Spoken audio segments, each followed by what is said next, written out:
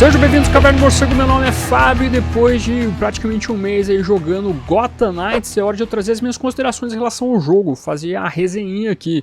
Sei que demorei, mas eu quis entrar a fundo no jogo para trazer boas considerações aqui, uma coisa um pouco mais concreta e não achismo da minha parte. Ainda mais que era um jogo que mesmo antes do seu lançamento a galera já estava desconfiada, não estava curtindo muito a ideia, era WB Montreal, o pessoal não sabia se seria um jogo bom ou não. Então é hora de eu trazer os pontos positivos e negativos aqui e destacar para você se vale a pena ou não já pegar o game ou esperar mais um pouco. Mas antes de continuar, não esqueça de curtir e comentar, tudo isso ajuda esse vídeo a subir nesse YouTube de meu Deus, bem como se inscrevam se você é novo ou nova. Aqui é o melhor lugar para você ficar muito bem informado sobre o universo do morcego.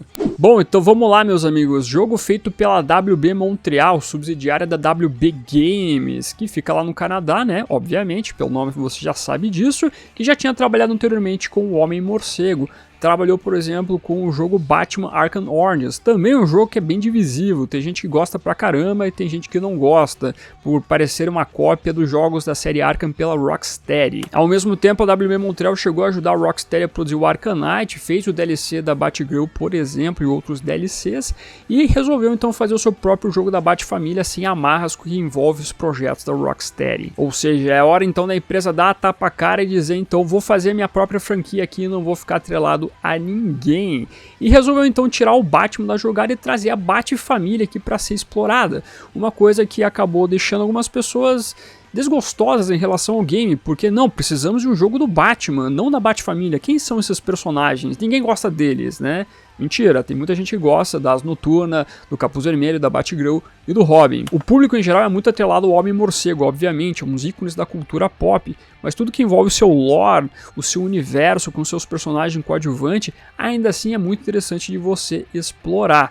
Então realmente era uma ideia aqui interessante da WB Montreal, mas ao mesmo tempo uma ideia, não digo arriscada, mas que poderia enfrentar então esse confronto com quem queria um jogo do Batman especificamente. Mas essa ideia da WB Montreal foi boa. Realmente você explorar que os coadjuvantes, que não são coadjuvantes, mas sim protagonistas dentro da trama, faz todo sentido, porque são personagens riquíssimos. Reforço novamente esse detalhe, são personagens muito interessantes. Dick Grayson, primeiro Robin, tem um lore muito legal, o próprio Capuz Vermelho com seus dilemas, com ressurreição e etc. Tim Drake também, Bárbara Gordon.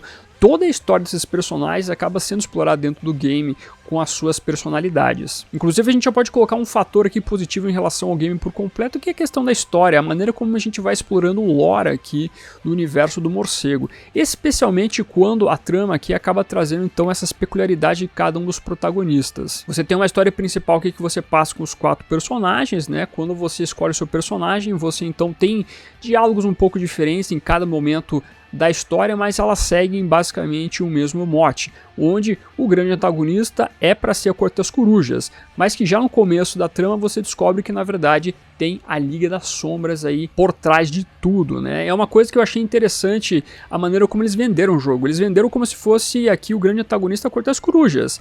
Não é uma, digamos, falsa propaganda, porque sim, você vai ter a corte até o final sendo um problema para Gotham City, para os Cavaleiros de Gotham.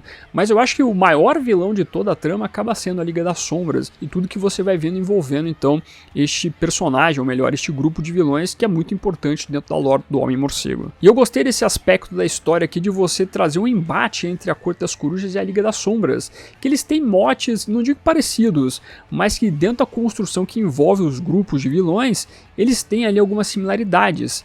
Mas aqui você então coloca todo o conceito da corte e confronta com o conceito da liga, e acaba trazendo aqui momentos interessantes. Mas o mais importante da história aqui acaba sendo o desenvolvimento dos personagens, porque durante toda a trama da história principal você tem momentos onde você vai acessar então a construção do Tim, do Jason, do Dick e da Bárbara, né? Dependendo do personagem que você escolheu, que você pode ir trocando com o decorrer da história.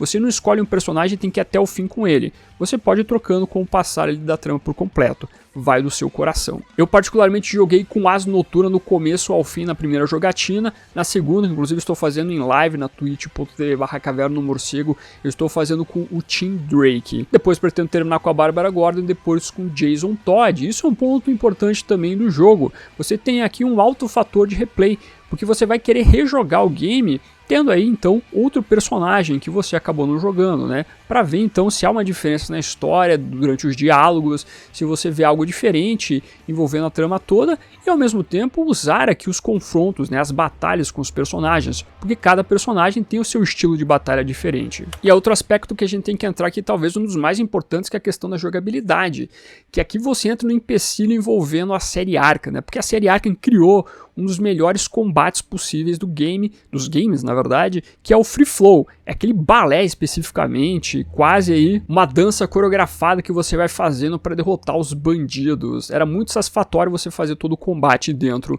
do jogo do Batman lá da Rocksteady. Mas aqui o pessoal da WB Montreal resolveu seguir um caminho diferente, não fazer um Free Flow. E até uma coisa que eu tinha dito antes e que eu reforço aqui, o combate me parece muito o combate do jogo do Homem-Aranha lá da Insomniac. Nós não temos aqui o famoso contra-ataque, né? Nós tínhamos os raiozinhos aparecendo na cabeça do Batman lá no jogo da Rocksteady, e você apertava o triângulo e você dava o contra-ataque. Aqui no jogo da WB Montreal não tem isso, você esquiva das balas, você esquiva dos golpes, para depois então você fazer um contra-ataque, né? Que não necessariamente é um contra-ataque. Além disso, você tem que usar alguns poderes que cada um dos personagens tem, que é a barra de habilidade chamada Impulso, onde você, como por exemplo o Tim Drake usa o bastão Bow para dar algumas porradas, que inclusive você consegue colocar elementais ali, né, dentro do seu combate. Você pode usar elemental de gelo, de fogo, eletricidade e assim vai indo, porque tem essas características de RPG também. E o combate para mim funcionou.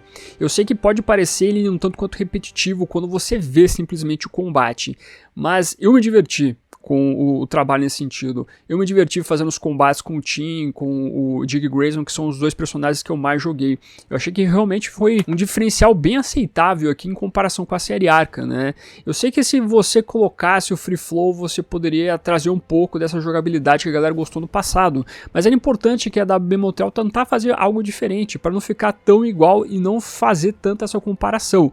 Ela vai ocorrer automaticamente, não tem como fazer isso, porque a série Arkham atingiu um grande patamar para os jogos do Batman. Você tem que sempre alcançar aquele patamar. Mas ainda assim ele se propõe a fazer algo diferente.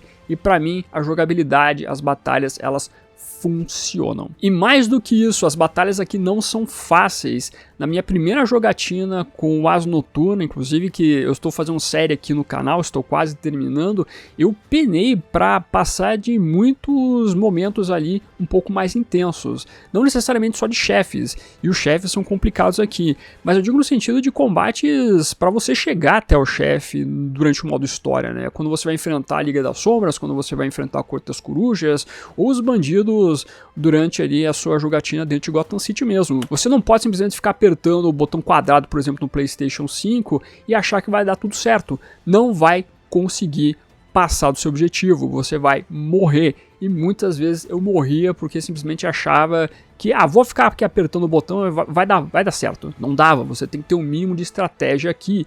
E acaba que não é um jogo fácil também, sabe? Não é um jogo que você vai conseguir tirar de letra facilmente.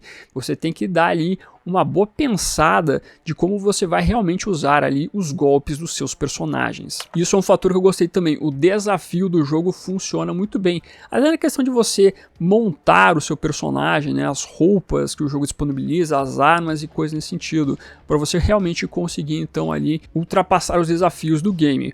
Talvez o problema seja que com o passar do tempo, quanto mais você evolui, que num primeiro momento você vai no jogo normal até 30 o nível e depois no New Game Plus você consegue chegar a 40, as coisas começam a ficar fáceis. Entretanto, o jogo tem níveis de dificuldade. Tem o fácil, tem o médio, tem o difícil. Então você pode trocar a dificuldade caso o jogo esteja muito fácil. Mas ainda assim, quando você evolui muito ali, mais pro final do jogo, depois de ter feito a história principal, mais as missões secundárias, as coisas começam a ficar um pouco mais fáceis. Mas para você chegar realmente ali na evolução total dos personagens, você vai dar uma penada durante a história. E até interessante todos esses elementos de RPG na construção do personagem e evolução, que você pode colocar um pouco aqui também na história e nas missões secundárias, né? Nós temos a história principal envolvendo a Corte e a Liga das Sombras, mas você tem missões secundárias envolvendo outros vilões consagrados do universo do morcego, a Arlequina, Cara de Barro e o Senhor Frio, que já haviam sido inclusive anunciados anteriormente aí pela WB Montreal. Esses três vilões aqui tem toda uma história sendo desenvolvida em relação a eles, e são chefes que eu diria que são mais difíceis que os chefes do modo principal, da história principal. Isso me lembra um pouco os RPGs clássicos, onde você tinha a história principal para passar, enfim, fazer toda ali a construção da trama, mas você tinha outras missões secundárias com vilões muito mais difíceis para você conseguir um item tal, XYZ, né? Eu lembro que Final Fantasy, quando eu jogava bastante, sempre tinha isso, né? Tinha lá o chefão principal, mas se você quisesse pegar uma arma muito mais poderosa, você tinha que enfrentar lá um bicho que era, nossa, difícil pra caramba, mais difícil que o chefe principal do jogo. Tanto é que eu penei pra caramba pra derrotar o Cara de Barro. O Cara de Barro realmente é um vilão complicadíssimo. Quando você evolui todo o personagem e joga com nível 40, a coisa fica um pouco mais tranquila, ainda mais se você tiver ali um amigo junto no modo co-op, né, no multiplayer. Aí você consegue deixar a coisa um pouco mais tranquila. Mas se você enfrenta sozinho o Cara de Barro ali, no primeiro momento que você desbloqueia a missão dele, meu Deus do céu, você vai sofrer. Eu sofri pra caramba, de suar aqui, pra ficar puto da vida. Meu Deus do céu, esse chefe não consigo passar. Mas isso foi o desafio do jogo que eu gostei bastante. Juntando a jogabilidade que eu gostei, mais o desafio que você tem que fazer das estratégias pra conseguir derrotar os inimigos, o jogo valeu muito a pena. Foi muito divertido. E falando inclusive sobre o modo multiplayer, isso acaba sendo uma adição bacana aqui para você ter uma diversidade também na sua jogatina, para você jogar com seus amiguinhos, para você ter uma diversão a mais ali, para fazer inclusive o modo história ou qualquer outro tipo de modo aqui. Quando você tem um amigo a mais ali, a coisa fica um pouco mais fácil, obviamente, mas toda a interação que você vai ter vai ser algo a mais, um plus ali que vai fazer com que você se sinta dentro das histórias do Homem-Morcego, com a Bat-Família interagindo entre si. Seria bom se você pudesse jogar com os 4 personagens ao mesmo tempo, né? Mas só dá pra fazer com 2 pessoas ali. Mas tá tudo bem, já ainda assim já é divertido. Eu de vez em quando aqui, quando não tô fazendo nada, acabo pegando ali o modo multiplayer e entro no jogo de outra pessoa ali pra ajudar ela, né? A fazer o modo história, ou mesmo a derrotar os bandidos dentro de Gotham City, patrulhar a cidade. Isso realmente é uma coisa que eu gostei bastante de fazer. Só que nem tudo são flores, meus amigos, porque nós temos um problema envolvendo esse jogo aqui. Um problema que é muito gritante, envolvendo inclusive a WB Montreal de experiências anteriores, que é a questão dos gráficos. Esse foi o maior problema que muitas pessoas enfrentaram. É um jogo que, se comparado a jogos da antiga geração, ele não parece melhor, por exemplo, que o Arcanite. O Arcanite é um jogo belíssimo, até hoje quando você vai jogar é um jogo fantástico. E é complicado você fazer a comparação porque eu estou tentando evitar fazer a comparação com a série Arca. Mas graficamente, quando você acaba olhando os dois jogos, o Arcanite e o Gotham Knights, você vê que o Gotham Knights ele acaba sendo inclusive um pouco piorzinho que o Arcanite. Não só na questão da beleza dos gráficos, ainda assim os gráficos do Gotham Knights não são feios, mas eles não parecem de uma nova geração. Entretanto, quando você tem a construção de Gotham City e toda a construção da cidade nos seus mínimos aspectos, você vê que ainda assim tem um empobrecimento aqui do que envolve Gotham. Quando você joga o Arcanite, você vê ali uma Gotham que foi esvaziada por tudo que está acontecendo com o espantalho, mas você tem bastante bandidos na rua ali, né? Bastante combate nesse sentido. Mas quando você olha para Gotham Knights, que tem uma Gotham que ainda assim está preenchida, que não houve nenhuma evacuação, coisa desse sentido, você vê menos pessoas andando na rua se comparado ao Arcanite. Quando você vê os veículos, os prédios, eles são muito mais pobres visualmente falando também, e eles são meio que ocos, por assim dizer. Quando você joga o Arcanite, você consegue ver as pessoas que estão dentro do carro, você consegue ver os prédios por dentro, né? Você tem toda essa construção. Em Gotham Knights isso não existe. Realmente parece ali que o jogo estava tão focado em outros aspectos de construção que a galera deixou esse detalhe dos gráficos, o mais importante, eu diria, um dos mais importantes, de lado, e deixou a coisa um pouco empobrecida. Sem falar que teve toda a polêmica do 30 FPS, 60 FPS. É um jogo de nova geração, né? Então você esperava que fosse 60 FPS para os consoles. E o pessoal da WB Montreal falou que não deu, vai ser 30 FPS mesmo, né? Isso deixou a galera revoltadíssima. Ainda mais porque, em um primeiro momento, o jogo foi anunciado para PlayStation 4 e Xbox One. E essas versões foram canceladas para focar na nova geração. Só que eles trouxeram um jogo que é da geração antiga, praticamente. É um jogo que caberia no PlayStation 4, é um jogo que caberia no Xbox One, e muitas outras pessoas poderiam jogar e não precisar entrar na nova geração para poder sim jogar. Isso porque ano que vem você vai ter o lançamento de outro jogo ali, que faz parte de toda a WB Games, que é o Hogwarts Legacy, o jogo do Harry Potter. E esse jogo vai ser lançado também para as plataformas antigas, não só para a nova geração. Por que Gotham Knights não conseguiu ser lançado então para as plataformas antigas, sendo que Hogwarts Legacy, que parece que é um jogo bem bonito, que, se não me engano, está em 60 FPS, consegue fazer isso. Realmente há um problema nisso tudo. Será que a construção de Gotham por completo, dentro dos seus detalhes, acabou afetando isso? Será que a questão do multiplayer também deu uma afetada? Porque quando você joga no multiplayer, você vê algumas quedas de FPS. Quando você faz a transição das ilhas, também você vê queda de FPS. Realmente o jogo tem problemas em sua busca de qualidade, no seu polimento. Realmente a WB Montreal tem um problema sério nessa questão de gráficos. E é uma coisa que eles têm que ver com urgência isso. Já em Arkham Origins você viu problemas nesses aspectos, né? O Arkham Origins é um jogo que ele é divertido, funciona muito bem, eu gosto muito, adoro ele, mas graficamente ele tem problemas. Às vezes os gráficos parecem gráficos de PlayStation 2. Então isso é uma coisa que para um próximo jogo, eventualmente, a WB Montreal tem que tomar cuidado, não pode cometer o mesmo erro, tem que fazer um trabalho forte nesse aspecto também. Ainda mais que é um jogo que demorou pra caramba para ser lançado. O Gotham Knights teve adiamento até, era para ser em 2021, foi adiado para 2022, né?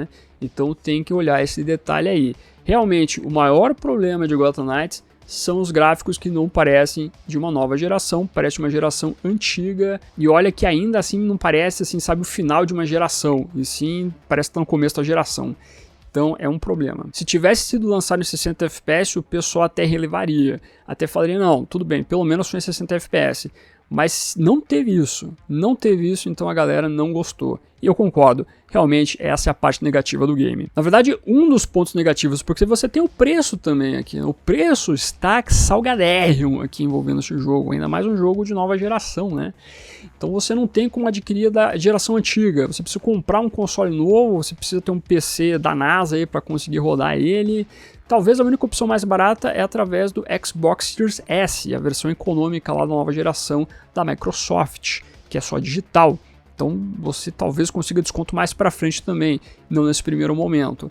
É complicado, realmente é um jogo que acaba não valendo o preço cheio por causa dessa questão dos gráficos, porque realmente você precisava que fosse melhor nesse sentido para valer então o preço cheio. Não me entendam mal, eu gostei pra caramba do trabalho aqui, eu gostei do jogo em si, gostei da história, do desenvolvimento dos personagens, das missões secundárias, dos colecionáveis que você vai coletando com o passar da história, todo o lore criado envolvendo a trama também, onde você tem que buscar ali os pontos principais de Gotham City, os batarangues, a evolução dos personagens em si e tudo mais. É um jogo que eu tô quase platinando, tá muito bacana fazer isso. Entretanto, realmente os gráficos, que são o ponto principal, acabam pecando nessa questão, inclusive para você considerar o preço cheio. É uma das perguntas que a galera acaba fazendo durante as lives que eu tenho feito na Twitch, né? Pô, vale a pena pagar o preço cheio?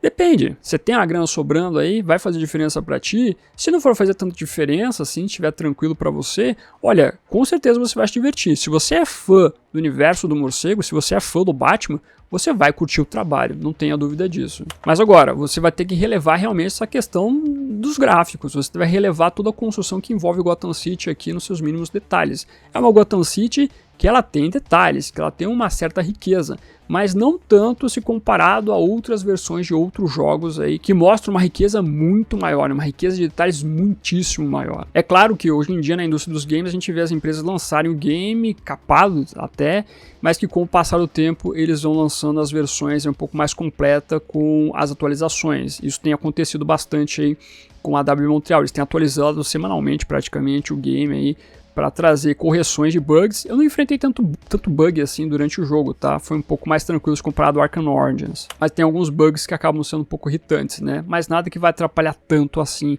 a brincadeira. Mas vamos ver que se com o passar do tempo eles conseguem melhorar esses aspectos, inclusive da Gotham City como um todo, né? Você consegue dar um upzinho na cidade por completo.